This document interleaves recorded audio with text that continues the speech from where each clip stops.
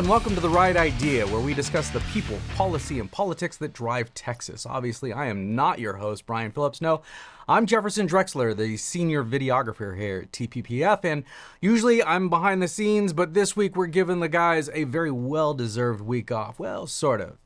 Brian gets the week off. Derek took part in a really cool panel discussion where we discussed the basically a recap of the 88th Legislature. So for your viewing and listening pleasure, check it out. All right, let's get this show on the road. We want to get finished before special session number 2 begins, so got to get going. So welcome to, what's this, day 3 of special session number 1? Is that right? Yeah. 2.5. Day 142. Is my math correct? Yeah. So we'll see how many how high that number gets, of course, over the year.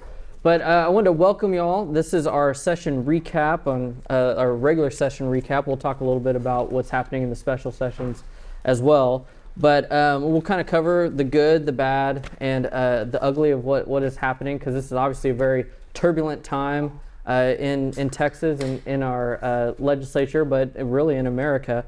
But I think it's important also as conservatives that we spend some time celebrating some victories, because we actually did have several really good things happen this session. Many of those TPPF was involved in. So I'm going to give you some stats. Obviously, the preface to these stats that good friends Andrew and Derek gave to me are that we don't take any of the votes. Our friends in the legislature take all the votes and do a lot of the hard work, but our team is over there constantly and testifying and working bills. And so TPPF supported 80 bills that passed this session, which is our high watermark ever. And so I think that is a testament to our team and to everything we put in place. And 41% of our Liberty Action agenda has passed, which is incredible. I think if we were I know we're all technically lobbyists, but if we were paid on maybe a higher lobby scale, that would be really good. We'd be batting at the upper echelon of most lobbyists. And 58% of all bills that we supported actually passed this session, which is, I think, an incredible testament, again, to our team, 3 of who I have here today. So I will do some brief introductions. They gave me this long bio point, so I'll read some of this, but then I want to get most importantly into the discussion about what has actually transpired and what we think will happen over the course of the rest of this year.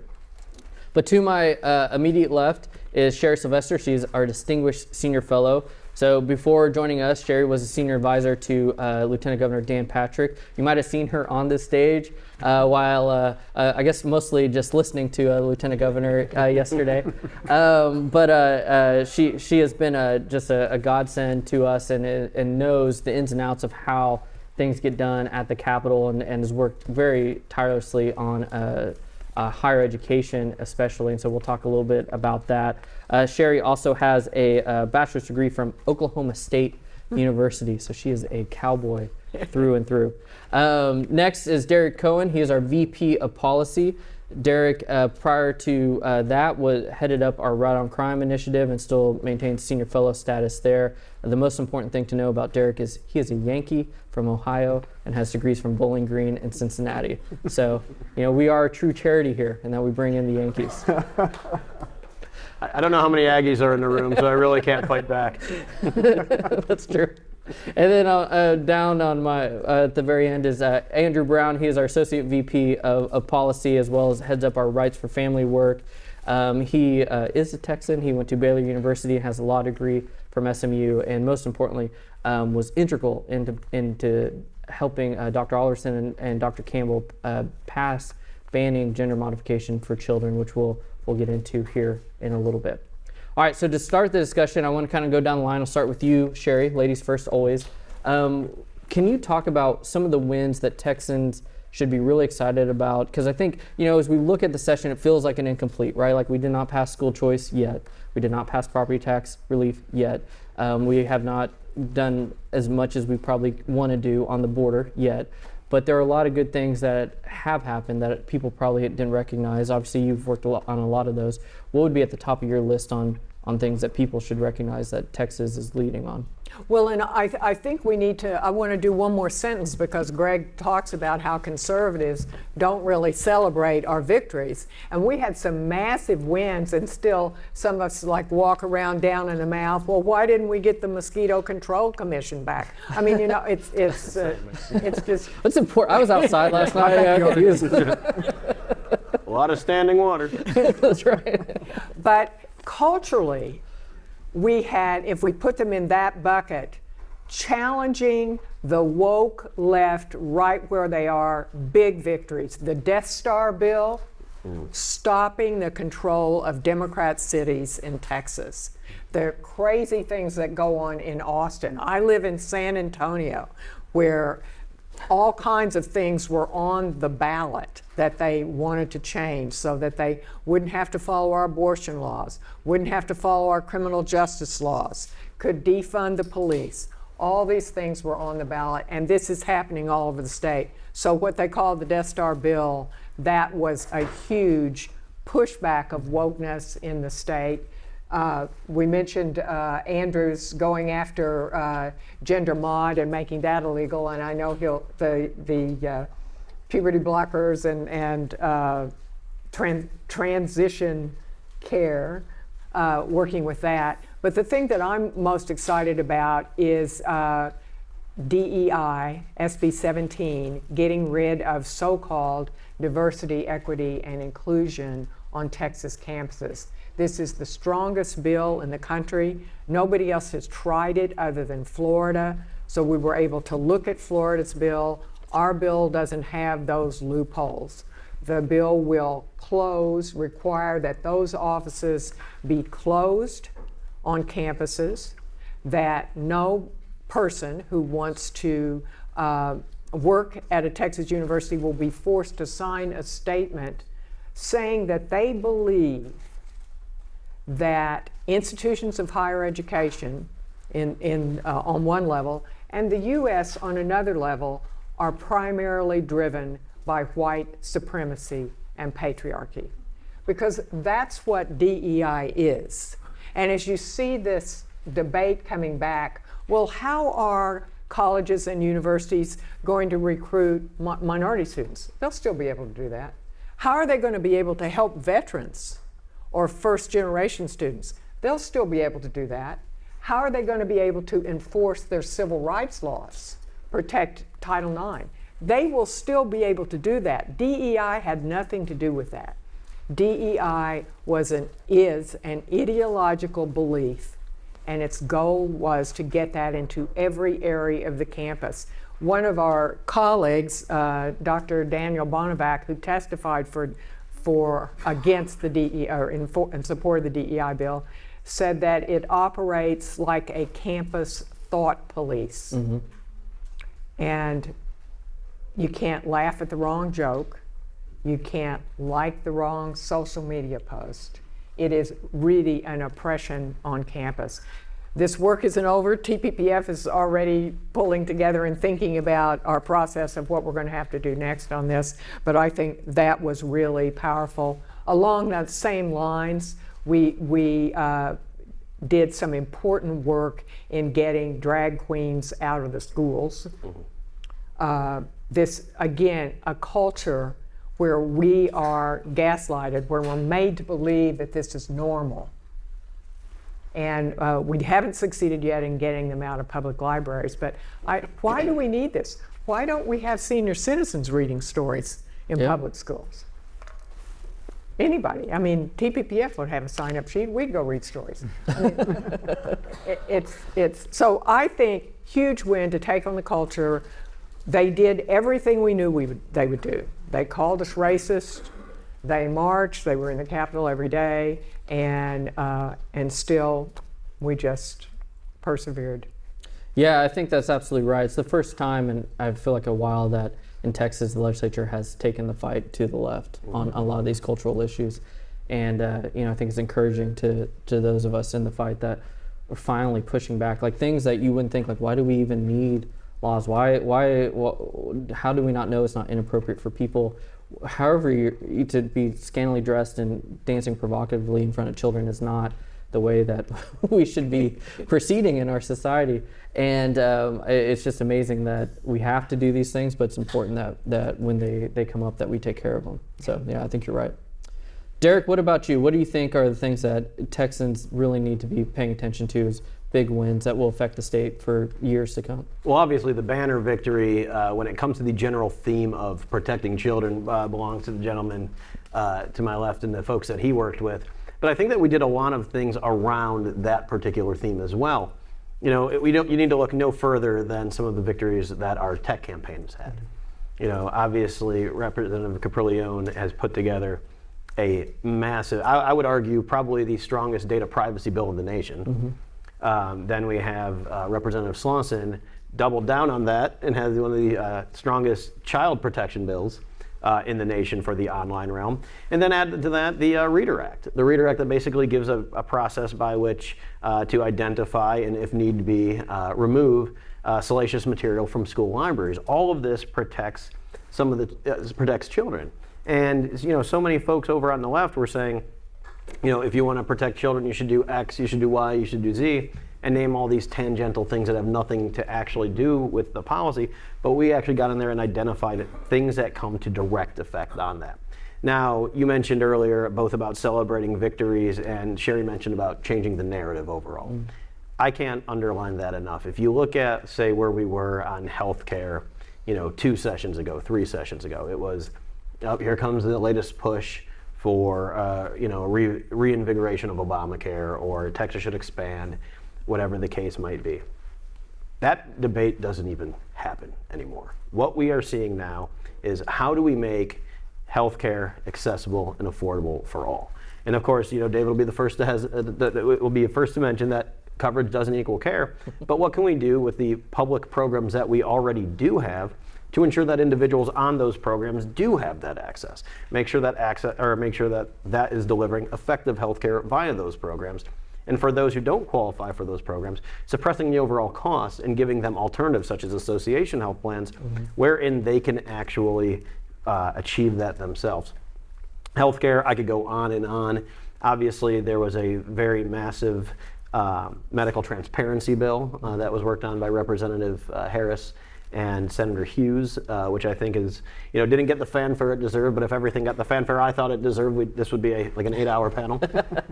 But all that to say is, I think that improving the efficiency of government was a great secondary theme as well. Not only did you see some of the work that James Quintero has done with local governments, again, you already mentioned the Death Star bill, but as far as making them more functional, you know, if can you for Sure. those who might not know, maybe explain a little bit further what the Death Star bill does? 'Cause I think it is going to be perhaps the most consequential thing that passed out of this session. Absolutely. Understanding that the banning on gender mod might have been the hardest fight actually of what passed. I don't know. I could do hours on municipal regulations. I kid. Oh my gosh. Oh yeah. Sure, so we're going to sleep. So HB 2127, which was a joint product in years of development, both from Senator Creighton and others, and Chairman Burrows and others. What that essentially does is identifies 5 broad areas for what's known as a field preemption. Essentially, it says that, you know, if the state is regulating in these areas, then the locals can't come and enact their own patchwork. What are some of the things that we've seen the locals do? Obviously, issues, you know, when I was working on criminal justice issues, they would try to tell employers how they need to manage criminal background checks. Of course, it's interesting, the government's who's actually making these background checks, proliferating these background checks, but they want to also then take the private sector and hold them to task about that. They want to talk about labor standards. They want to talk about various forms of regulation within the building space. All these things are tantamount to something that, if it varies across municipalities, basically the overhead of going from one municipality to the other is greatly increased. If you're running a business in Austin, and that's going to be fundamentally different than how you would run that exact same business in Round Rock, you essentially need 2 bodies of employment law, or at least somebody looking at 2 bodies, in order to run that through. And so, in other words, this field preemption makes standard, predictable regulation at the local level that can be seen throughout the state. And I think that that is going to be one of the most important bills for keeping the Texas miracle alive. Not to mention that which was also done on firming up the grid. Now there's still stuff to do on the grid, but we can talk about that later. But I think that that's something that will, again, keep that prosperity promise that we have going in Texas. Yeah, I think that's really important. People don't recognize the hidden costs, right? When you have a higher regulatory environment in one municipality over another, what that does for everyone, even if you don't live in that municipality, because they often use that highest, most restrictive standard. And so I think that will change and make actually smaller businesses able to compete in a much broader way across the state, which will be much more beneficial for consumers and for Texans. So I think you're right. Andrew, so you had a very busy session. I'm curious what you would think is maybe something we should be celebratory about, but I think it's important that, you know, what happened and what Dr. Alverson and Dr. Campbell did with your help is really important, but it's not something that happened overnight. It took multiple sessions to get there. So could you kind of maybe give some of the backstory too, as you kind of, I presume, head into what happened with SB 14? Yeah. Absolutely. Before we get into SB 14, a couple other wins from across the foundation. You know, obviously, school choice is the big question mark that will be taken up. What we're hearing is in the fall. But outside of that, you had a lot of wins on the education front in terms of curriculum transparency and accountability to parents. You know, increasing the role of parents to direct their child's education outside of the school choice was a massive win. And so parents are now able to access what their kids are learning in schools. They're able to give that feedback. They're able to raise red flags when kids are being taught things that they shouldn't be taught, and we're getting our curriculum back to quality. Actually teaching kids the information and the skills that they need to know to be successful in life, rather than indoctrinating them from a radical left-wing ideology. We're doing that through K through 12. We're doing that at higher ed, as Sherry had mentioned earlier. A lot of progress made on the education front and the energy front, getting rid of ESG and investing, getting rid of, you know, punishing organizations that invest in fossil fuels. Again, the theme of this session is really going after the left at the institutional strongholds that they've been so good at setting up, and realizing if we're going to take this country back, if we're going to make Texas and America the greatest places to live, work, and raise a family, we have to get our institutions back. And it's not just government where that fight lies. That fight lies in investment firms. It lies in the education system. You know, it lies in any social organization that you can think of where the left has really entrenched themselves and taken those forts and those strongholds over. You know, this session we were going after that, and I think the success of any legislation as a conservative, you can look to how loud are the radical leftists yelling. And there was a noted columnist who put out a piece yesterday, I won't mention his name, but he basically was saying, well, this was the best session for bigots, right? And you're hearing the left all over Twitter and all over the blogosphere basically saying, why did y'all do the culture war? Why are you doing all this culture war stuff? I'm like, we didn't start the culture war, y'all started it. We're just winning it now because we're coming after you where you've entrenched yourselves. And that noise, all of that wailing and gnashing of teeth that we're seeing from the left right now, tells me that conservatives in Texas are onto something, and we need to keep pushing forward, as we'll talk about later on. Now, when it comes to SB 14, that was something that really had its genesis back in 2018, really. And it was not something TPPF was ever really out front on until this session. But we always, and thank goodness for our board of directors and our leadership, you know, I had a leash to help behind the scenes. We weren't going to ever get out in front on it, but we were helping behind the scenes with recommending language, working with sponsors, you know, trying to get this issue to take traction. You know, we made some gains during the 87th with House Bill 1399, which was sponsored by Representative Matt Krause. You know, that obviously, it's fairly well known, that died in committee, didn't get out of committee in time to get to it died on the floor, it just, they ran out of time on the floor. But that started that conversation. And when we ask our questions, okay, why is it taking so long to get these big things done? You have to realize that hindsight is always 20/20. Nobody was talking about this issue until the last year or two. That's when it really tipped. into the public consciousness. There were small groups of us who were seeing this on the horizon, who were starting to work on it.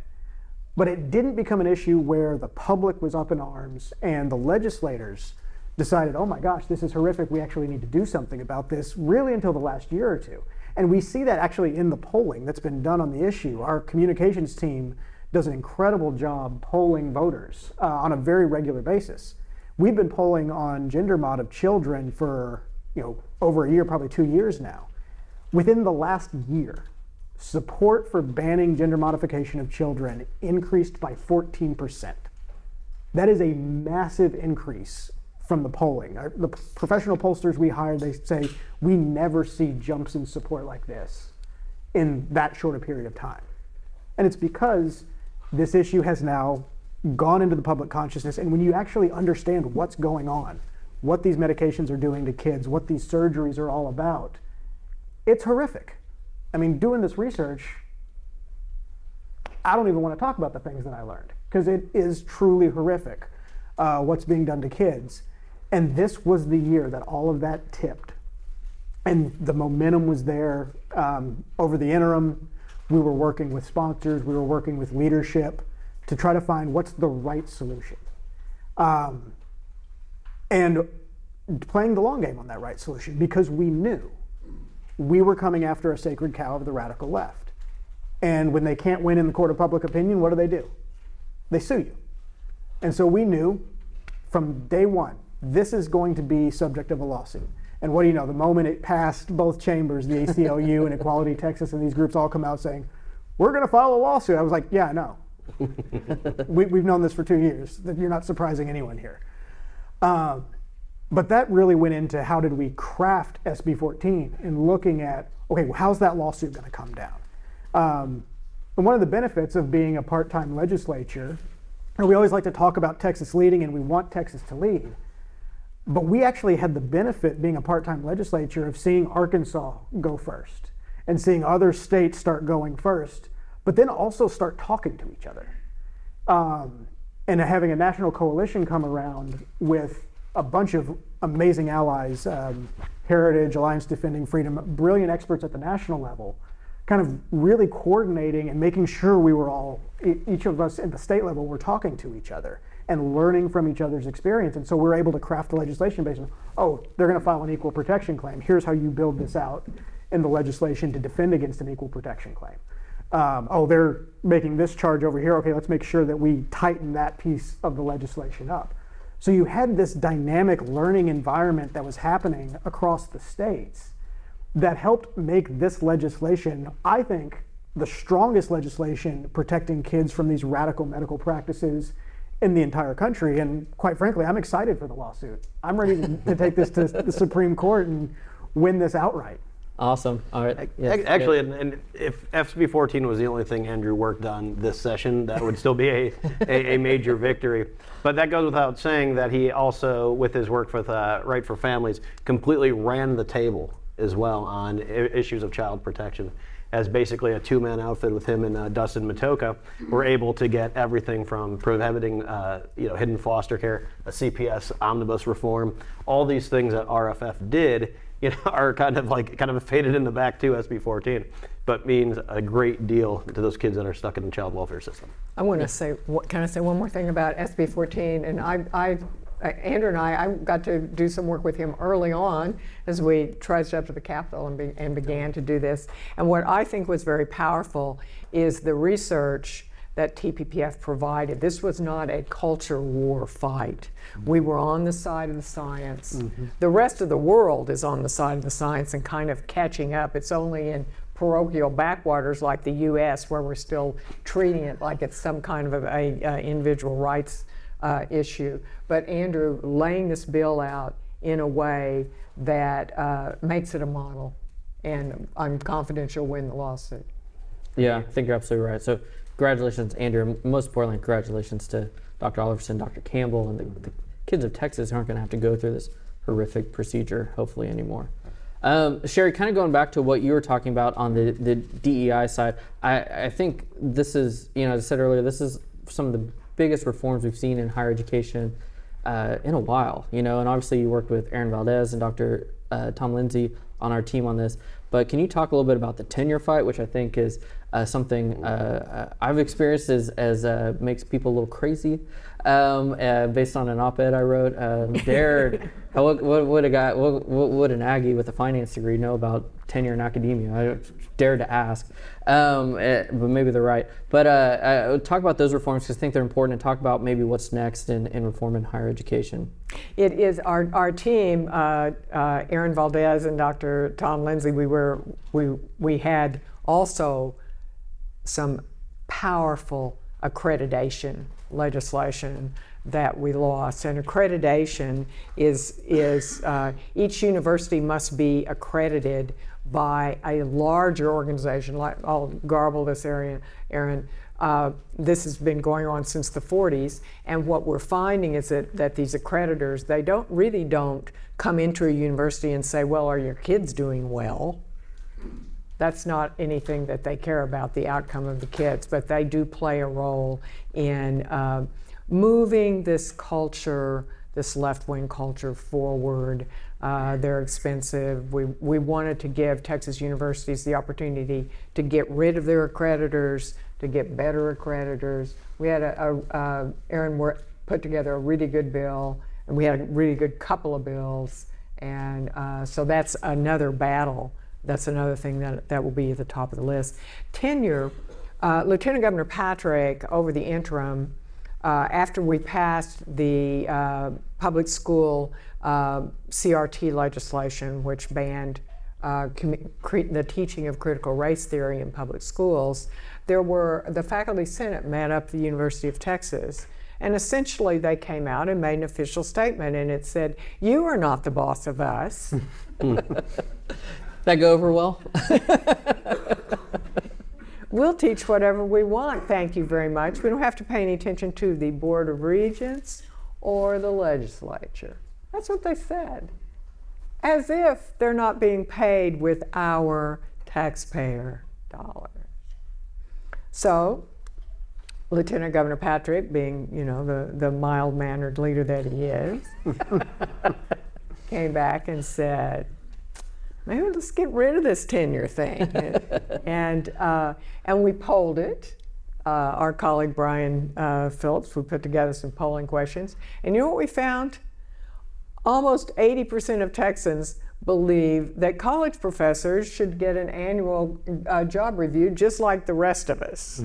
That they should not get a guarantee that for 6 years and then that's automatically re-upped, that they can pretty much say whatever they want or do whatever they want. And as Aaron and Tom and I began researching this has all kinds of implications. It's not just the left-wing professors that you're keeping. It also means you're keeping all your deadwood. So Aaron will tell you, particularly in our community colleges, with our workforce changing, we need dynamic people. We need instructors that are on the cutting edge and that know what's going on, but this keeps that turnover from happening. So, however, boy, they were really motivated. Granted, most of them just had to walk across the street but we were up for hours and hours as she gets some border fencing. Protect the Capitol.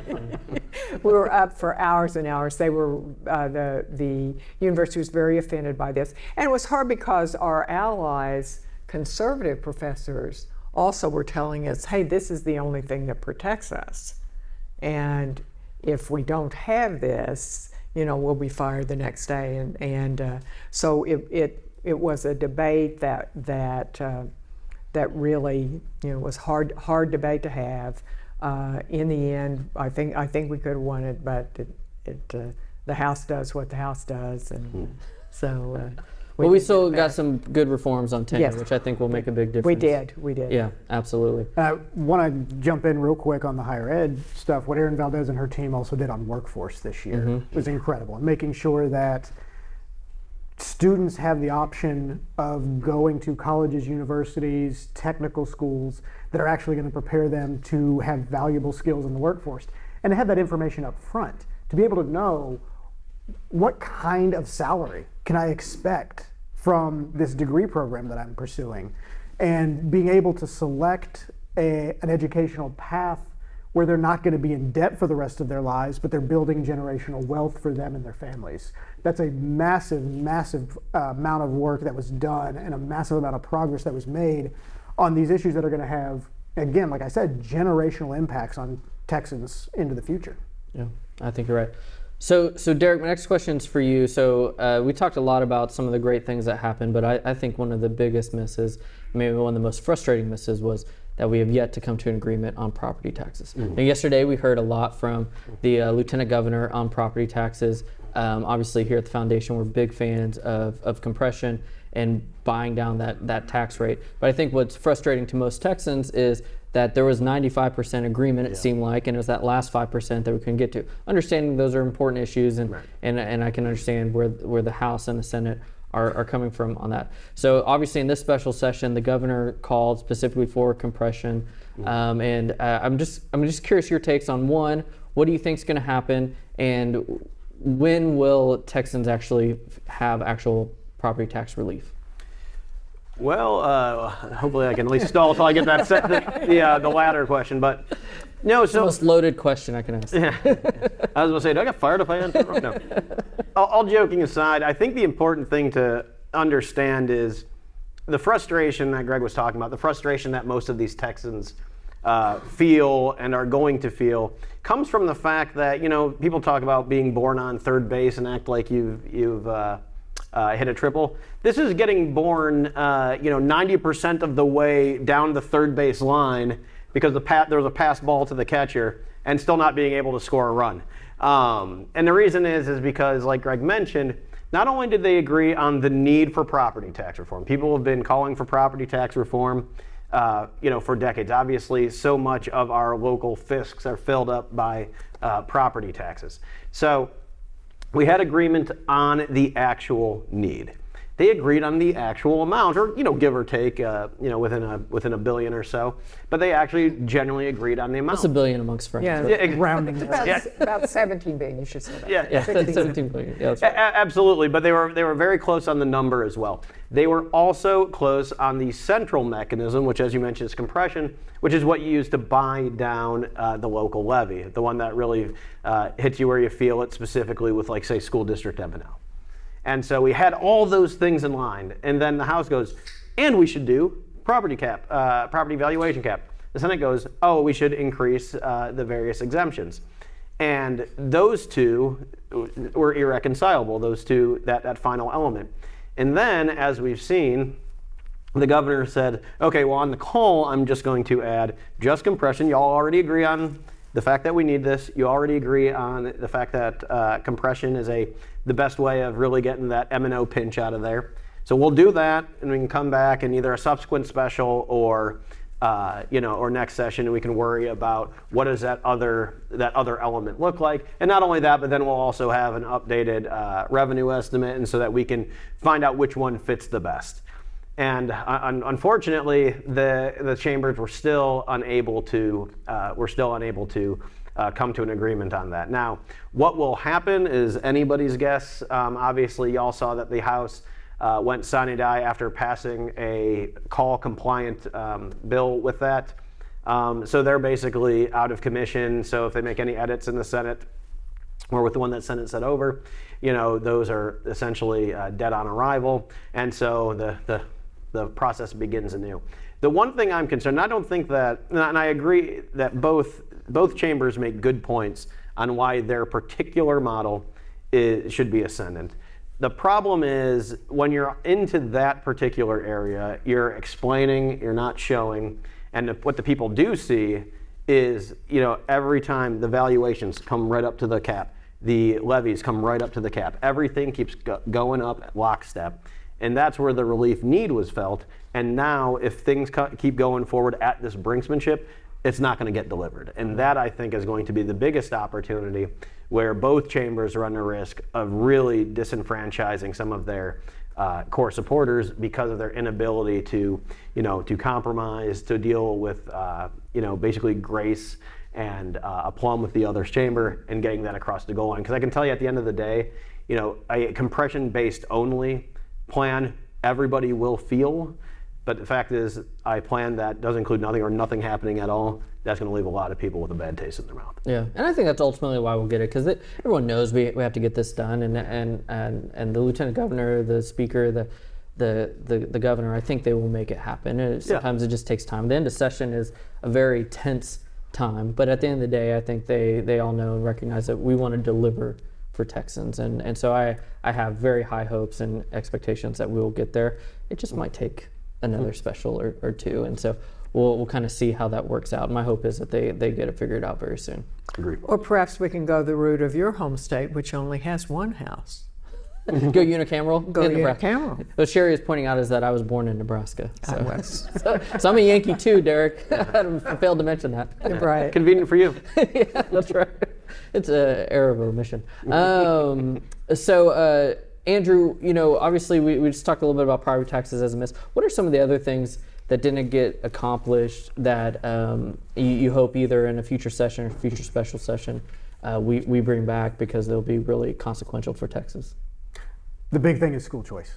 That is the issue of this session. That is the issue of the last decade. I mean, it's the issue for TPPF. We were founded on two issues: school choice and tort reform. We got tort reform done a while ago, and so, I mean, this may be the year that we have to close our doors, because if our two founding issues are done, do we like vanish out of existence? Oh man. Hope not. But yeah, there's been so much momentum behind that. And for the same reason that a lot of the education wins I talked about earlier got done, COVID had so much to do with that. Parents saw what was going on in their kids' schools, and they were rightfully up in arms about it. And they started pushing for more transparency, for more accountability, and critically, they started pushing for more choice. And we've now seen state after state after state across the country passing some version of school choice. And you even look at some of the test votes that they had in the House this year, the Herrero Amendment, that it's an amendment that's voted on every year that says we're not going to send public money towards school choice. I think they got their lowest number of yes votes that they've ever had on that. Yeah, it was like 75. Right? Yeah, it was. Yeah. And then it got stripped out in conference like it always does. So it's very much a performative vote. But even knowing that this is a performative vote, members who had previously voted for it in the past are now starting to say, ooh, I think I probably need to vote against that, because I'm hearing a lot from my folks back home that they really like choice and that they really want choice in education. That's the big thing that's left undone, in my opinion, and that's the one thing that we have to get done to call this session a true home run session. Yeah, and you talk about school choice being like of the moment. I think you're right, and you see states like Arkansas and Oklahoma, Nebraska just passed their own school choice bill. But I think Texas, while we might not be first to this in line, I think we ultimately will pass the biggest. And you think about where this issue has come in Texas in a short amount of time. A year ago, people were barely talking about this, but now it is becoming a big issue. And really, a lot of that credit goes to the governor, who has leaned 100% in and continues to lean in on that issue. And when you see him, and I've been to several of these events that we've done around the state with him on this issue, and you see these kids, and you see him, and you see what is at stake, you realize, like, we're not standing with a system that wants to control the money and control the kids. We're standing with these kids, and that's why it's a righteous fight, which I think ultimately, by the end of this year, we will have the largest school choice program in the country. So I to keep hold out hope there. So I think we're going to get there. So Sherry, obviously, session is one of those things that gets very interesting and very turbulent, especially at the end. I think this one was. Could you talk, maybe go a little bit behind the curtains and a little bit inside baseball of kind of how the dynamics between the chambers have maybe affected legislation? Lieutenant Governor talked a lot about that yesterday, but I think we've talked about a lot of good legislation that did get passed. So obviously it's not impossible to get things done.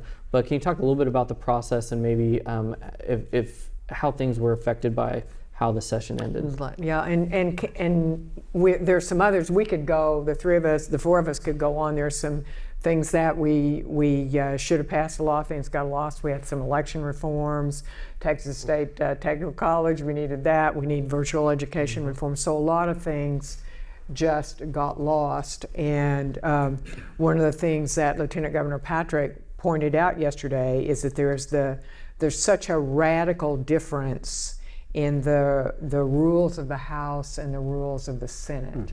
The Senate is smaller.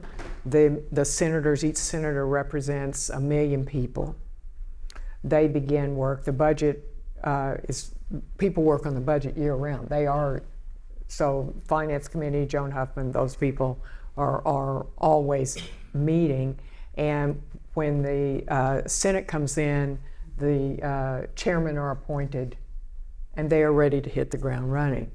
The House is here for a month before they get that's just the way now they write the rules, so they could change the rules, but they have always, in all the time I've been working here, they're Been roughly the same rules, yeah. right. They're very far behind. They move things slowly, whereas in the Senate, the Lieutenant Governor's office decides what bills come up.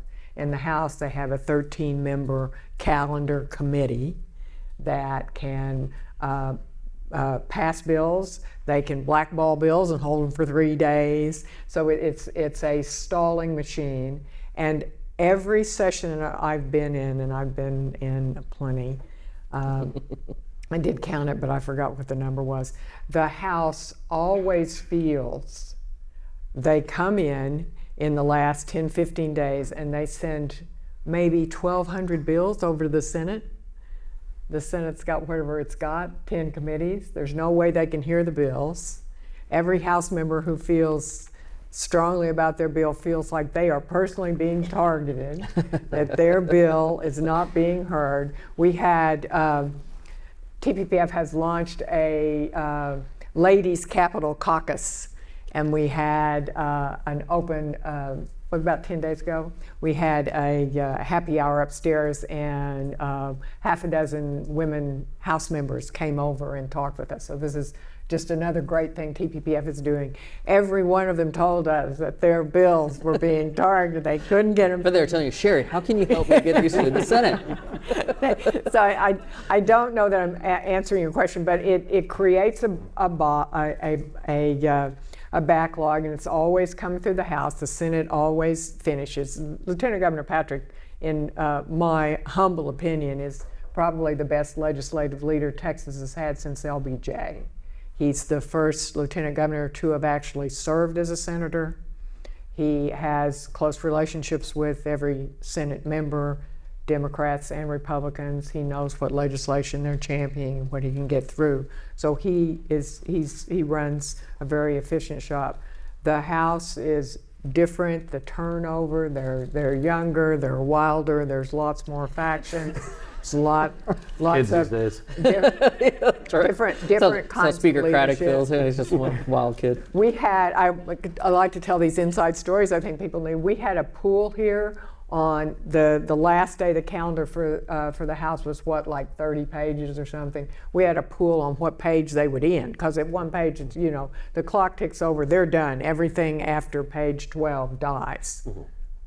And you won that, didn't you, Andrew? I think I won one of them, yeah. Yeah. We had 2 pools this year. I won one and lost. So I don't know if I'm supposed to be I think answering this that's in a more helpful, policy way, but that's kind of the Yeah, process. I think that helps people understand the process a little bit better. All right, we're about to go to questions, and so while you're thinking of your questions, and Clint will come up, I'm going to ask the very first one to Derek. I think another one of the things that we didn't maybe send enough tools over to the governor's office to address is border security. So, that was one of the things on the special session call. Obviously, the House sent over the bill. I think there possibly could be more. Can you talk about what has happened on border security and what what else could be on the docket? Absolutely, and just for a level setting, because I think Sherry hit a lot of nails on the head with that last answer about House process. And the Lieutenant Governor from this stage yesterday rightly observed that a certain element of that process, specifically the rulings on points of orders, have gotten absolutely out of control. And we can talk, if somebody wants to ask a question, somebody ask a question about those particular things, we can go off. But many of the things that those particular procedural maneuvers took out were effective border security measures. Obviously, HB 20 being the biggest, seeing the Border Protection Force amended onto HB 7, then HB 7 just getting, albeit a minor facelift in the Senate, going back over and getting popped again for germaneness. All this stuff basically depleted a lot of the tools in the toolbox that the governor, his appointees at DPS or Texas Military, takes tools out of the toolbox. Now, they were very generous in the legislature in providing funding for Operation Lone Star and the continued border security operations. The thing is, obviously we've been trying to protect the border for quite some time, obviously with the complete dereliction of duty that we've seen from this federal administration. There is no stopping or stanching the flow and just throwing money at the problem while the governor is getting creative in how that money is being deployed. There's only so much we can do with an existing law, absent some of the different ideas that had been killed this year. And so putting those tools in the toolbox, I think, is first and foremost. I think one of the more meaningful bills that went through is how we deal with some of the criminal elements, specifically the great work that Corinne and Melissa did on the RICO formation in for dealing with those folks and organized crime. But that being said, that is but one element for prosecution after someone has been arrested and the actual case proved up. So again, that kicks it so far down the line that what are we doing actually to secure the border now? Yeah. And if you look at the bills that went through, not very much. Yeah. All right, let's go to questions. And so Clint is here, so just wait. So who's got the first question? Just remember, it has to end in a question mark. Right here.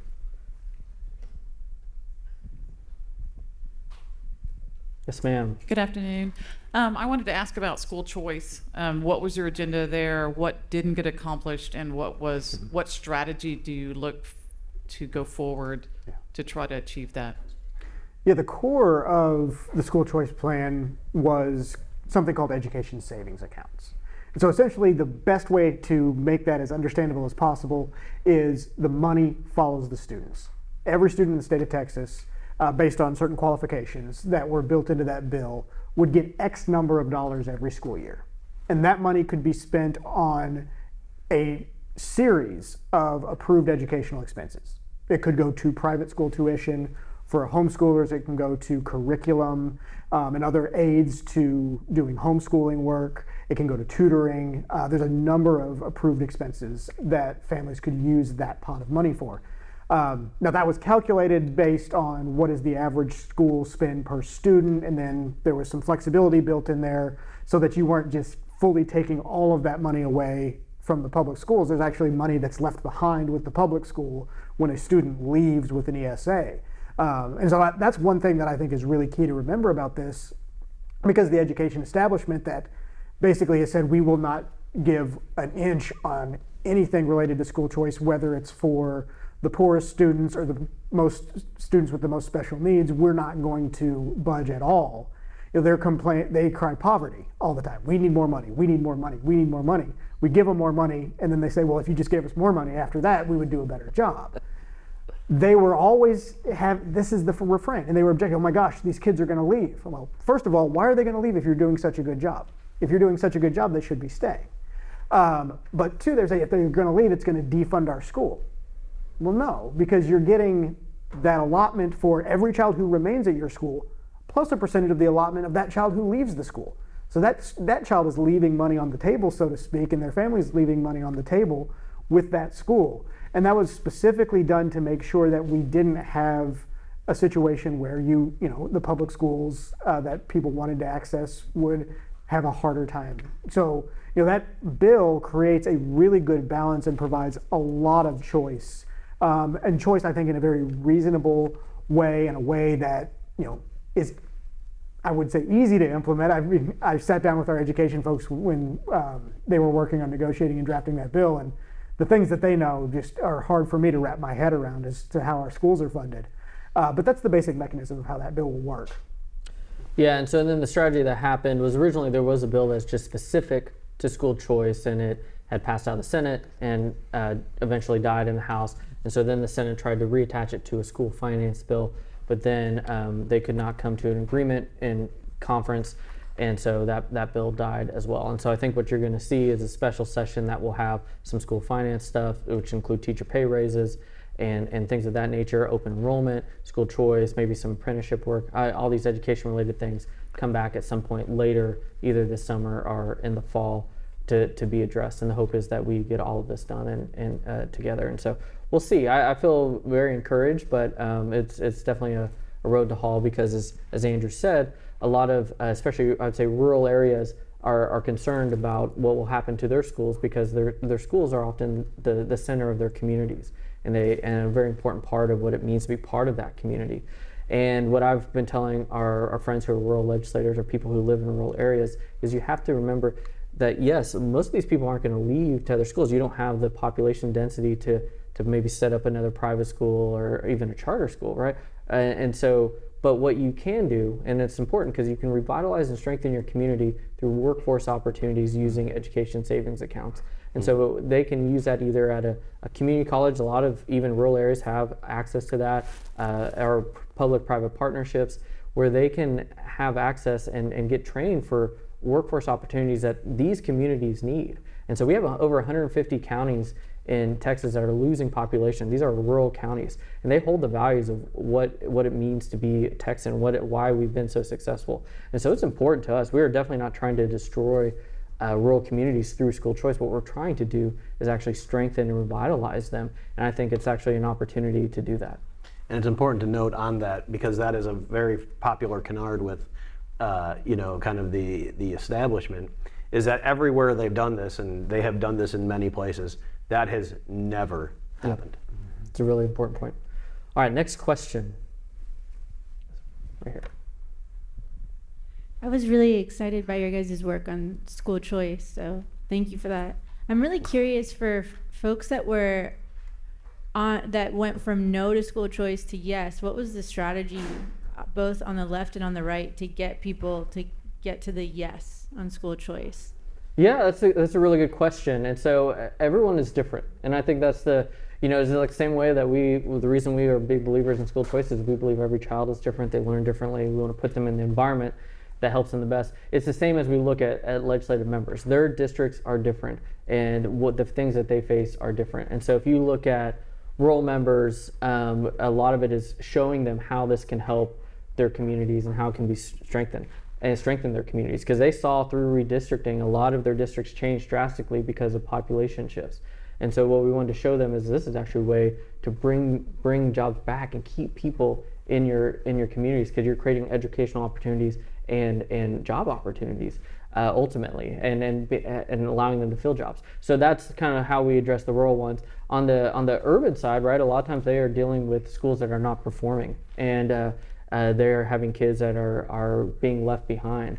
And so this is a way for them to increase that ability. And so we've seen in Florida, when Florida instituted school choice, low-income students were 35th, I think, in the NAEP scores as far as academic achievement. Now they're number one.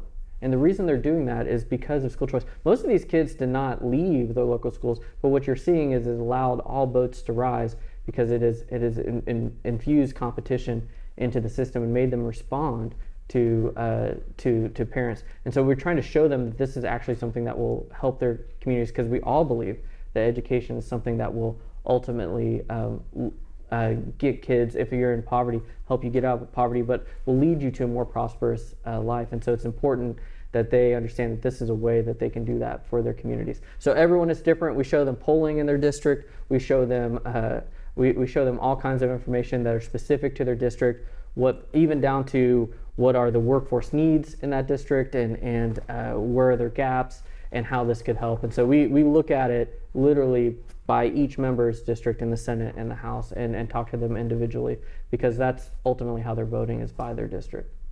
Anything y'all want to add to that? I think you hit the nail on the head. Next question. Yes, sir.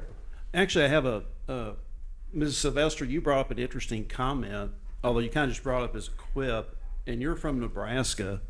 But I'm from Nebraska. Don't dare. she actually brought up a good point.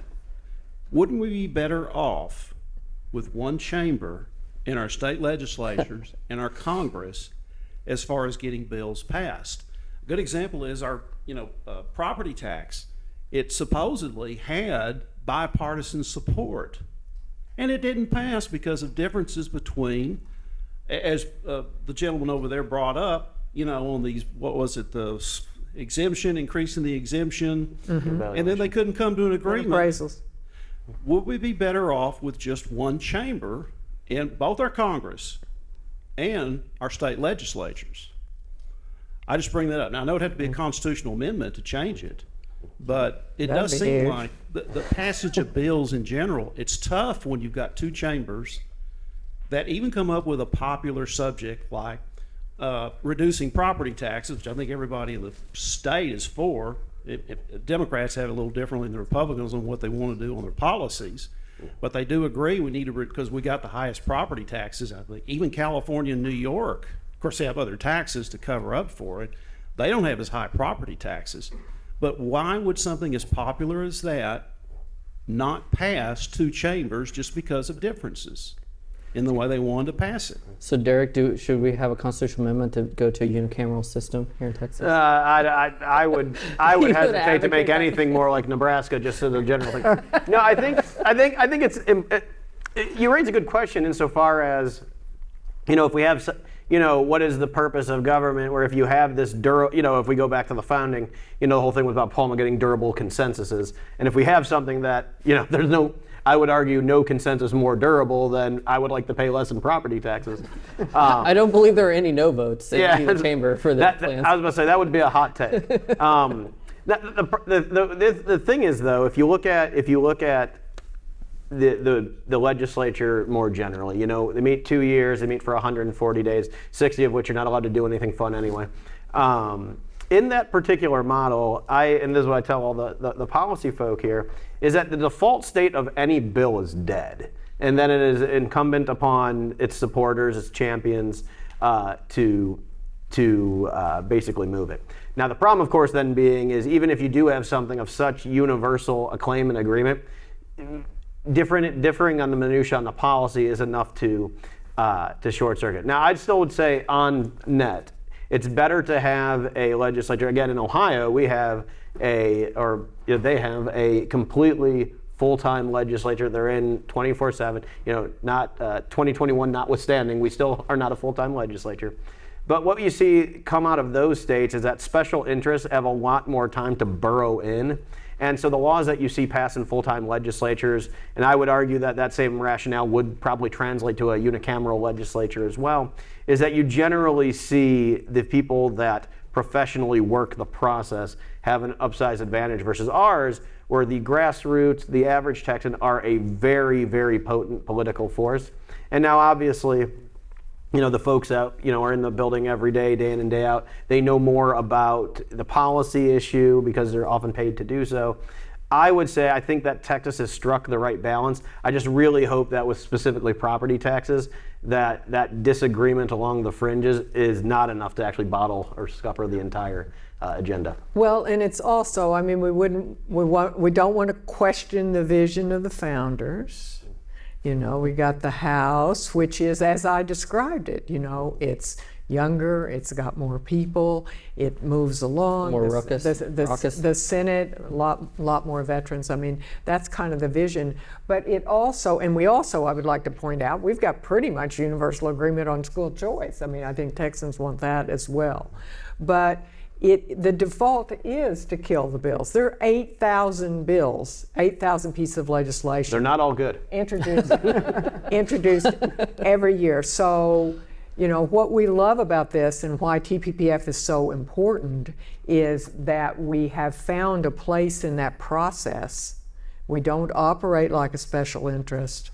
We operate with information, and we found a place in that process. And I think I'd be for trusting the process rather than fighting the constitutional amendment.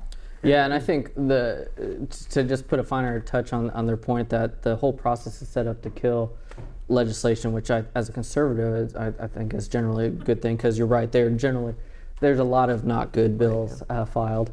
But I had a member tell me this, and it just sticks with me as we work through this process. He said, most of the process, there is not much you can do to pass your bill, but there's a lot you can do to kill your bill. And so if you have that kind of mindset, then that helps you think through how you work it, because there's a lot you can do to actually make it easier for them to kill. But I totally agree with your frustration. When you're so close on so many issues, you want to get them done. And so I think we'll continue. And the Lieutenant Governor talked about maybe some rule changes and things like that should be considered in both chambers, really, to do that. But you want to make sure that you're not making it easier to pass bad legislation either. So I think that would be the one thing I would want to counteract that with. And while we're on this process point, there's a lot of frustration right now, and we're seeing, and this happens every year, the chambers like to fight each other and throw mud at each other. It's a tradition unlike any other in Texas, and that's all come to a head right now. But one thing I want to emphasize is at TPPF, we are nonpartisan. We will work with anybody, regardless of what party they're a member of, to get good things done. In a similar vein, we are non-cameral. We will work with both chambers. We need to work with both chambers. There's things that I love about working with the House. There's things that frustrate me about working with the House. Same with the Senate. They each operate differently. You have to take them as they are. Now, does that mean we don't need to maybe make some changes with rules? No, it doesn't mean that. We need to examine the process and make sure that the process is still working the way it is intended to work and hasn't been weaponized or abused in certain ways. That happens in both chambers. That's a good thing for us to go through the process of resetting and making sure that the process is fair and is functional. But I don't want the takeaway from this conversation to be, Senate good, House bad, or House good, Senate bad. They are who they are. They, like people, they have their own personalities. And as somebody who spends a whole lot of time in that building, you learn how to work with each, and then you adapt to the realities of each. And that's how you're ultimately successful. Awesome, thank you. Well, please help me thank our panelists today for a great conversation.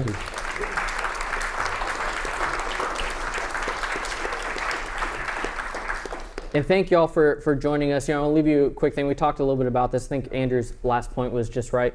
A few years ago at a memorial service in Dallas, President George W. Bush said that we often judge others by their worst examples and ourselves by our best intentions. And that is very common in this world. But I think the good news is not only did we have a very successful session, there's a lot of things that we should celebrate, but then this year there's going to be a lot of great wins for Texas. And I think as long as we here at TPPF, you out there, and our legislators continue to walk with humility, grace, and courage, that a lot of great things will happen and the state will continue to lead. So thank you so much for being here, and we'll see you at our next live stream.